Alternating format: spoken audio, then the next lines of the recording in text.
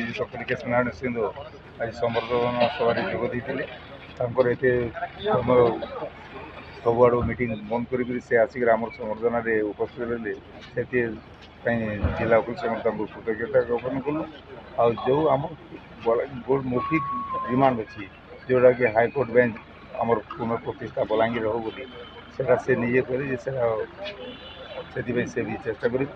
ଆଉ ତାର ସାଙ୍ଗେ ସାଙ୍ଗେ ବଲାଙ୍ଗୀରର ଉନ୍ନତି ପାଇଁ ସେମାନେ ସହଲେ ଆଗକୁ ଯିବେ ଆଉ ସମସ୍ତଙ୍କ ମିଶିକି କାମ କରିବେ। ବିଧାୟକ ସିଭିଲ କୋର୍ଟ ବୁଲି ଦେଖିଲେ, କ'ଣ ଆଲୋଚନା କଲେ? ବିଶେଷ ଭାବରେ ଓକିଲଙ୍କ ସମସ୍ୟା, ସିଭିଲ କୋର୍ଟର ସମସ୍ୟା ନେଇକି କ'ଣ ନିର୍ଦ୍ଦିଷ୍ଟ ଭାବରେ ଆଲୋଚନା ହେଲା? ସେ ସବୁ କୋର୍ଟ ପରିସର ବୁଲି ଦେଖିଲେ, ଆଉ ଯାହା ଯାହା ପ୍ରୋବ୍ଲେମ୍ ଅଛି ସେଥିପାଇଁ ଆମେ ଯାହା ଯାହା ଦରକାର ସେଇଟା ସବୁ କରିବୁ ଗଲେ। ଆଉ ଯେଉଁ ଆମର ନୂଆ ଜେନେରେସନ୍ ଆସିକିରି OJS ପାଇଁ ପ୍ରିପେୟାର ହେଉଛନ୍ତି, କୌଣସି କମ୍ପିଟେଟିଭ୍ ଏକ୍ଜାମିନେସନ୍ ପ୍ରିପାରେସନ୍ ହେଉଛନ୍ତି, ସେଥିପାଇଁ ଯେଉଁ ସୁବିଧା ହେବ ଆମେ ସେଇଟା କରିବୁ, ଯେଉଁଟାକି ସେମାନେ ଉପକୃତ ହେଇପାରିବେ।